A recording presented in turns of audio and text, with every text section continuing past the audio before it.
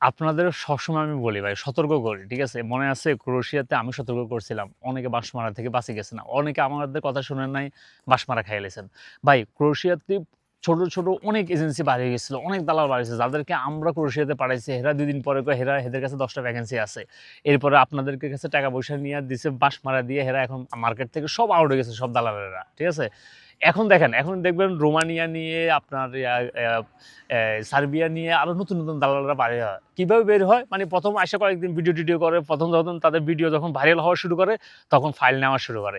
But এই লোকদের তো কোনো এক্সপিরিয়েন্স নাই, কারণ যারা এই সেক্টরে কাজ করে এটা খুব মেসি সেক্টর, এখানে মানে যুগের মতো মাঝে মাঝে ধামধাম করে কিছু হয়ে যাবে, মাঝে মাঝে মাঝে আপনার মানে একদম মানে হাঁড়ি পাতিল মানে আপনার সব কিছু লয়ে টান দেবে। কিন্তু এই লোকরা যারা আছে এটা লোভে পড়ে যায়, যখন লোভে পড়ে তখন এরা উল্টাপাল্টা ডিসিশন নিয়ে এত হাজার হাজার মানুষের থেকে ডিপোজিট নিয়ে দিব, ঢুকে দিব গর্তের ভিতরে। এরপরে টাকাগুলো দেখা গেছে ইউরোপিয়ানরা যারা আছে এরা লয়ে মারি দেয়। তখন কি হবে? সে আস্তে ফোনটা বন্ধ করে দিয়ে মার্কেট থেকে আউট হয়ে যাবে। কি ক্ষতিগ্রস্ত হবে? আপনার মতন সাধারণ মানুষ যারা এই একটা দুইটা ভিসা কপি অনলাইনে দেখে মানে ঝাঁপাই পড়ছেন, হেরা পরে বড় ধরনের বাঁশ মারা খাবেন। So be careful.